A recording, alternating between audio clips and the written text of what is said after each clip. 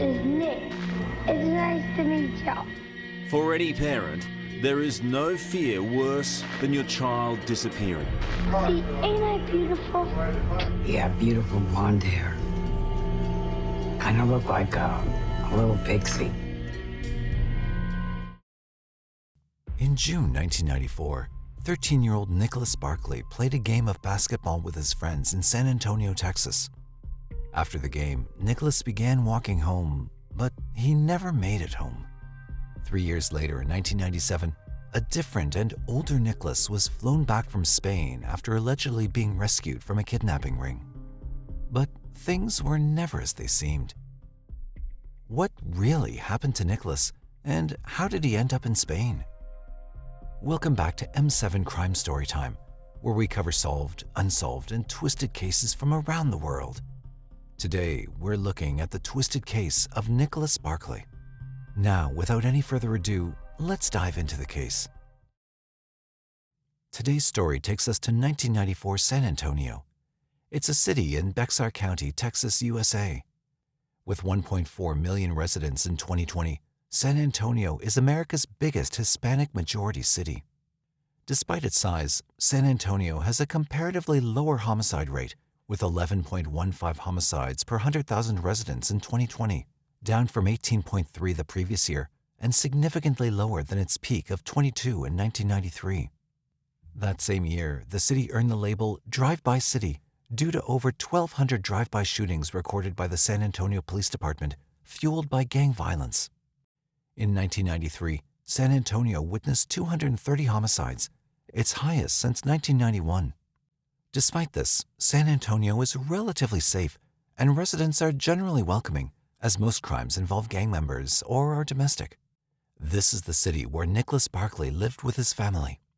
Nicholas Patrick Barclay, known affectionately as Nicky, was born on December 31, 1980, in the vibrant city of Salt Lake City, Utah, USA. Born to a single mother, Beverly Dollarhide, Nicholas had a distinctive spirit that set him apart. Beverly had 2 older children from a previous marriage, a daughter, Carrie, and a son, Jason, both considerably older than Nicholas. Nicholas had light brown hair and blue eyes. Standing at 4 feet 8 inches tall, growing up in San Antonio, Nicholas was surrounded by a mix of urban vibrancy and natural beauty. From a young age, he showed a keen interest in exploring his surroundings and engaging in outdoor activities. However, Nicholas's life was also shaped by his surroundings. His mother's job at a local convenience store required night graveyard shifts, leaving Nicholas to face many hurdles on his own. Diagnosed with attention deficit disorder, also known as ADD, early on, Nicholas's teachers recognized his potential and sought to support him. They contacted Child Protective Services out of concern for his well-being, as they suspected he might be facing abuse. Despite his young age, Nicholas showed impulsive behavior from an early age, leading to multiple encounters with the law. His juvenile criminal record included offenses like breaking and entering, theft, skipping school, and even making threats towards his teachers. Notably, he was also verbally and physically aggressive towards his mother. Due to his troubles, Nicholas had a court appearance on June 14, 1994, which could possibly see him placed in a group home. This transition would mean him sacrificing the independence he cherished. Understandably, this notion did not sit well with Nicholas. But fate had other plans. On June 13, 1994, 13-year-old Nicholas Barclay enjoyed a basketball game with his friends in his hometown of San Antonio, Texas. As he played basketball, Nicholas contacted his older brother Jason for a ride home. However, Jason declined, instructing Nicholas to make his own way back. With only $5 in his possession, Nicholas began his journey home, but he didn't make it. This mundane call was the last interaction his family had with him. That same day, Nicholas's mother, Beverly Dollarhide, reported him missing. Familiar with Nicholas's encounter with the law and his imminent court appearance, authorities initially treated his case as another instance of running away, expecting him to reappear within a day or so. Nicholas was reportedly dressed in a white shirt and purple pants and carrying a distinctive pink backpack. Therefore, the police thought that he'd be easily located and returned home. But they were wrong. In September of that same year, Jason, Nicholas's older brother, reached out to the police, claiming that Nicholas had attempted to break into their garage.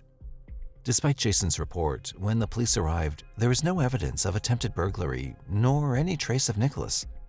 The uncertainty surrounding his disappearance deepened, leaving more questions than answers. In 1997, after 3 years of being missing, a startling development emerged. Nicholas's family was informed that he'd been located in Linares, Spain. Nicholas's sister Carrie mustered the courage, aided by her employer, to journey to Spain, an experience that was her first trip abroad. Convinced that this person was her long-lost brother, she brought him back to San Antonio, warmly welcoming him into her home and even allowing him to share a room with her own son. Upon his return to the United States, Nicholas claimed that he was abducted by high-ranking government officials allegedly involved in an evil child sex ring. According to his story, these operatives subjected him, along with numerous other children, to abuse and experimental procedures that altered his appearance. These experiments purportedly led to the transformation of his blue eyes into brown and a change in his hair color to evade recognition. Nicholas also claimed that his new accent was from living in Europe for 2 years. Understandably, Nicholas's family was elated to have him back after such a long absence. However, upon reuniting, discrepancies emerged that cast doubt on his account. Despite the glaring differences in appearance, with their once blonde-haired and blue-eyed son now presenting as a brown-eyed brunette speaking with a French accent, the family's overwhelming joy overshadowed these surprising changes. Their desire to reunite with their loved one led them to overlook these concerning signals. However, the story didn't end here. Because of his miraculous reappearance, the media wanted to know how it all happened. Around November 1st, 1997, shortly after the new Nicholas had settled into his new residence, a private investigator named Charlie Parker, who had an office in San Antonio, caught wind of the astonishing story surrounding the return of 16-year-old Nicholas Barclay and decided to investigate the kidnapping. Parker was in his late 50s at the time, and having harbored dreams of becoming a private investigator, Parker transitioned into the role only recently after spending 3 decades in the lumber and building materials industry. Parker swiftly traced Nicholas Barclay's whereabouts to Carrie and Brian's trailer. On November 6, 1997, accompanied by a producer and camera crew, Parker arrived at the location. Although the family had reservations about Nicholas speaking to the media, Nicholas agreed to an interview. Parker observed from the sidelines as the young man recounted his disturbing story. Parker replied, "He was calm as a cucumber. No looking down, no body language, none." However, Nicholas's peculiar accent piqued Parker's curiosity. After looking at a photograph of young Nicholas Barclay on a shelf, Parker couldn't shake the feeling that something was off. Recalling that ears are unique like fingerprints, he approached the cameraman and quietly requested, "Zoom in on his ears. Get them as close as you can." Placing the photograph of Nicholas Barclay in his pocket, Parker returned to his office post-interview. Using a scanner, he transferred the photo to his computer and meticulously analyzed the interview footage. Parker closely examined the ears in both images. The ears were close, but they didn't match, he recalled. We put them in Adobe Photoshop. People laugh about that, but he didn't have the same ear. Well, he couldn't change his ear. A plastic surgeon would have to tear the ear out. So I knew right away I had an imposter. Parker consulted ophthalmologists, eye experts, about the possibility of changing blue eyes to brown through chemical injections. Their consensus was negative. He also contacted a dialect expert at Trinity University who explained that even after 3 years of captivity, an individual would quickly revert to their original accent. Despite San Antonio police claiming that the returned individual was Nicholas Barclay, Parker shared his doubts with authorities. Concerned that a potential imposter was residing with the Barclay family, he reached out to Beverly, revealing his discoveries. Parker explained the inconsistencies regarding his ears, eyes, and accent. Parker's record stated, "Family is upset, but maintains that they believe it's their son." A few days later, an angry call from Nicholas followed, although he denied making it.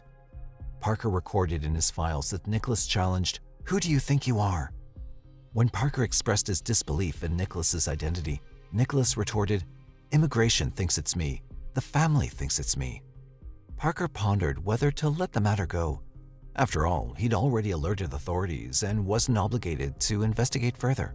Plus, other cases demanded his attention. However, the boy's French-tinged accent lingered in his thoughts, prompting questions about a foreigner infiltrating a Texas trailer home. "I thought he was a terrorist, I swear to God," Parker recalled. Beverly secured a modest room in a dilapidated San Antonio apartment complex, and Parker began tailing Nicholas during his visits. "I'd set up in the apartment and watch him come out," Parker recounted. Nicholas's routine included walks to the bus stop adorned with a Walkman and mimicking Michael Jackson's dance moves. After spending 2 months in the United States, Nicholas became increasingly moody and distant. He started skipping classes, prompting taunts from fellow students who teased him about his unusual accent. This resulted in his suspension. By December, he embarked on a solitary journey in Carrie's car, driving to Oklahoma. The police arrested him for speeding, but his family bailed him out from the police station and took him back home. Shortly before Christmas, Nicholas noticed his altered appearance in the bathroom mirror, his brown eyes and dyed hair. Angry, he grabbed a razor and cut his face. This act led him to being confined in a local hospital's psychiatric ward for observation. Doctors eventually deemed him stable enough to return to Carrie's trailer, yet his anxiety continued. In the midst of these events, doubts regarding Nicholas's account began to surface among the authorities. An experienced FBI agent, Nancy Fisher, interviewed Nicholas several weeks after arriving in the United States. The purpose was to document his claims of being kidnapped on American soil. I was pulling teeth trying to determine who had kidnapped Nicholas, when and where, and under what circumstances. I had almost no information because all the information he gave us was very, very general. He couldn't give names, he couldn't give places, he couldn't give times, he couldn't give anything. Fisher instantly felt suspicious, recalling, "His hair was dark but bleached blonde, and the roots were quite obvious." Charlie Parker knew Fisher and had already shared his suspicions with her. Fisher cautioned Parker against interfering with an ongoing federal investigation. However, their parallel inquiries led to a sense of collaboration and trust, with Parker sharing any important information he gathered. While Fisher delved into potential abductors and abusers, she found Nicholas's demeanor towards her peculiar, describing him as surly and uncooperative. Fisher's primary concern was getting to know who this new Nicholas who had entered the U.S. was. She recognized the impossibility of altering eye color and decided to seek expert help. Fisher arranged for Nicholas to see a forensic psychiatrist in Houston under the pretense of addressing his alleged abuse.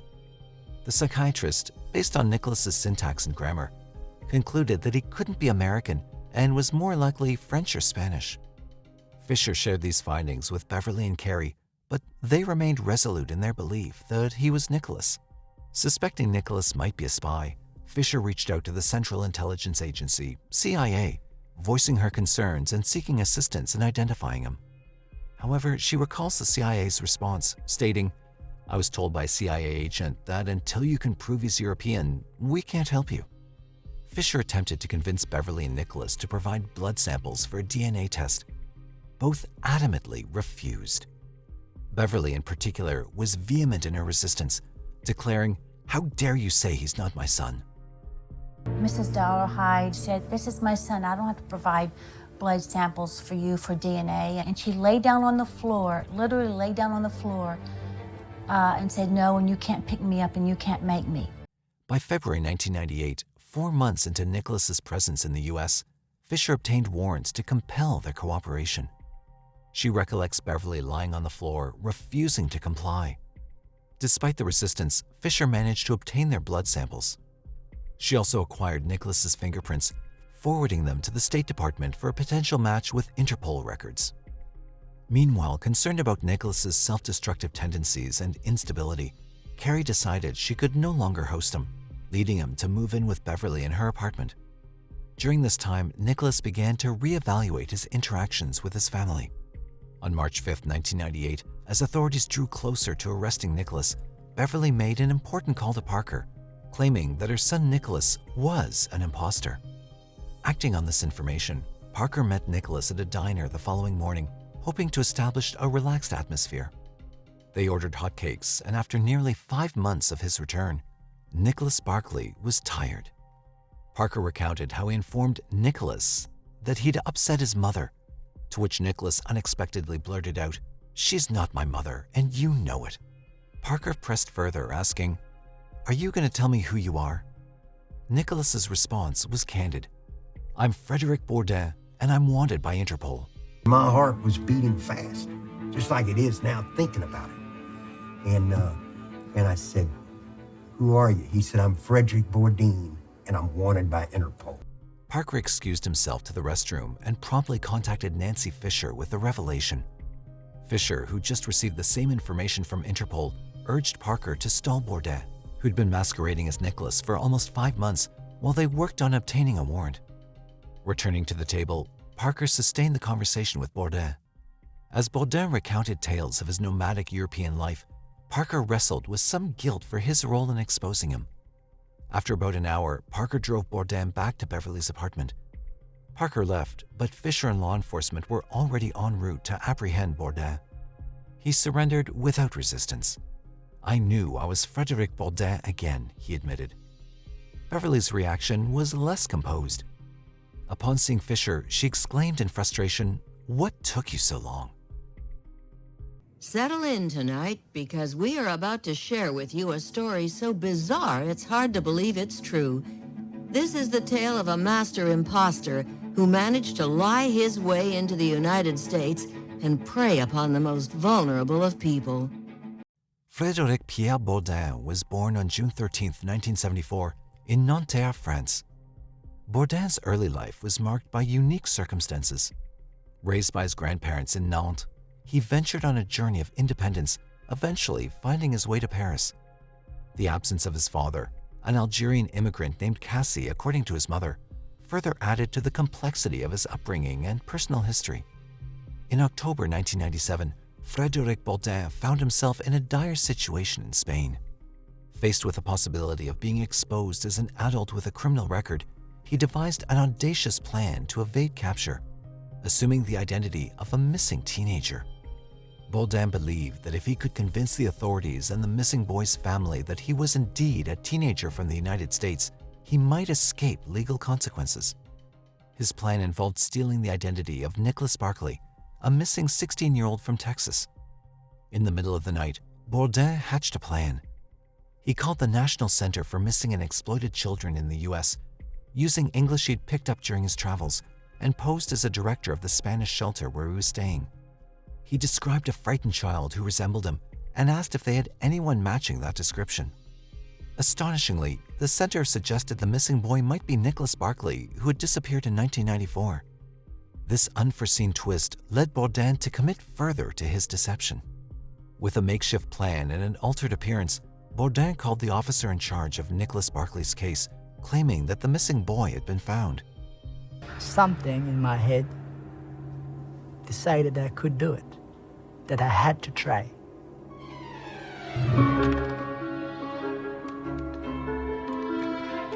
I took the phone and I told her that this is Nicholas.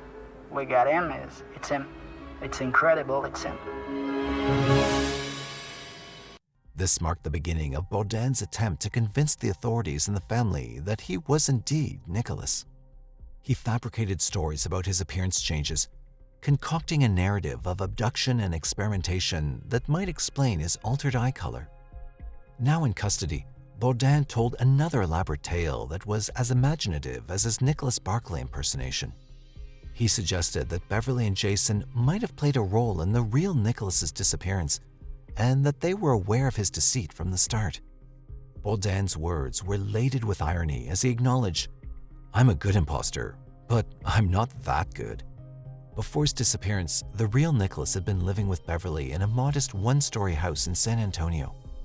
His older half-brother, Jason, aged 24, had recently moved in after a stint with his cousin in Utah. Jason has a wiry build, long curly brown hair, and an ever-present comb tucked in his jeans back pocket. He bore burn scars from an accident at 13 when he accidentally set himself on fire while lighting a cigarette near gasoline. These scars created an enduring fear of isolation. Carrie remembered that Jason worried that he'd never meet someone and he'd always be alone. Despite his struggles, he displayed artistic talents, sketching portraits of friends and strumming Lynyrd Skynyrd songs on his guitar. Although he'd only completed high school, he was articulate and bright. Yet, he grappled with his own demons, frequently engaging in heavy drinking and cocaine use, traits he shared with his mother. After Nicholas's disappearance, Jason's behavior grew increasingly erratic. He was arrested for assaulting a police officer, and Beverly expelled him from the house.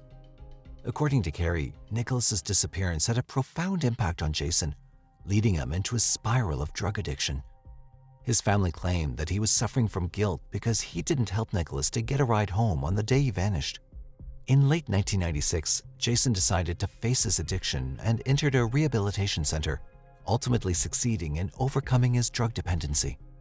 Following his rehabilitation program, he remained at the facility for over a year, serving as a counselor and working for the center's landscaping business. He was still there when Bourdin appeared as Nicholas. He questioned why Jason hadn't met him at the airport and initially showed no eagerness to meet him at Carrie's place. After about a month and a half, Jason finally paid a visit to the new Nicholas. Carrie described Jason's demeanor as standoffish during the encounter. Although Jason hugged his brother in front of everyone, Bourdin sensed an air of caution in his embrace. After a brief interaction, Jason asked him to step outside and extended a hand toward him, presenting a necklace with a golden cross. Jason explained that it was for him. Bourdin shared, "It was like he had to give it to me." Jason placed the necklace around the new Nicholas's neck and then bid him farewell and never returned. Bourdin recounted, "It was evident that Jason knew what had happened to Nicholas."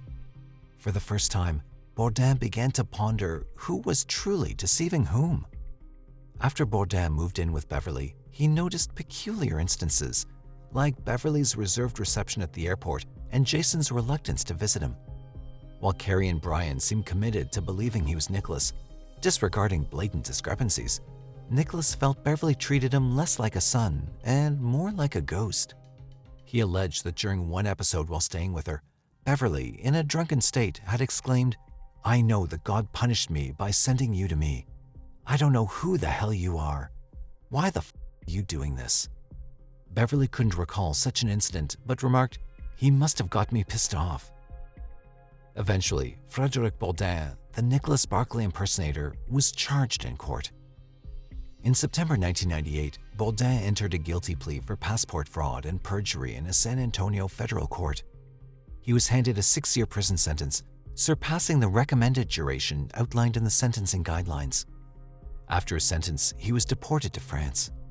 Upon his return to Europe in 2003, Bourdin quickly resumed his fraudulent activities, assuming various false identities of other teenagers. This pattern of impersonation led to his incarceration once more. Among others, he adopted the persona of Léo Bally, a 14-year-old French boy missing since 1996. However, even this elaborate transformation couldn't escape scientific scrutiny. DNA testing ultimately exposed the falsehood, and he was sentenced to prison. In 2007, he married a French woman and reportedly became a father to 5 children. However, subsequent social media posts hinted at the potential dissolution of the marriage. A 2008 profile in The New Yorker revealed Bourdin's claim of being too famous, and he even boasted of adopting around 500 different identities, showcasing the extent of his deceptive endeavors. Despite ongoing efforts by private investigators, the case of Nicholas Barclay went cold, leaving his whereabouts a mystery. Tragically, he's never been located, and his fate remains unknown. Suspicion has surrounded his older brother Jason as a potential suspect in his disappearance. However, Jason struggled with drug addiction following Nicholas's vanishing and tragically passed away from a cocaine overdose in 1998. With his untimely death, the investigation hit a roadblock. To this day, Nicholas Barclay's case remains unresolved, with law enforcement agencies often categorizing him as a runaway. The circumstances surrounding his disappearance and the lingering questions surrounding his family's involvement continue to perplex and haunt those seeking answers. In 2012, Netflix produced a documentary called The Imposter, highlighting Nicholas Barclay's and Frédéric Bourdin's story. Frédéric Bourdin once said, "When you fight monsters, be careful that you don't become one." Perhaps Bourdin couldn't defeat his monsters and decided to become one. Frédéric Bourdin's remarkable saga underscores the complexity of human deception and the lengths people can go to assume false identities, even when it harms others. What do you think? Do you think that Frédéric Baudin's sentence was adequate for his crimes? What do you think would have been the perfect punishment for him? Let us know what you think in the comment section. Until next time, stay safe.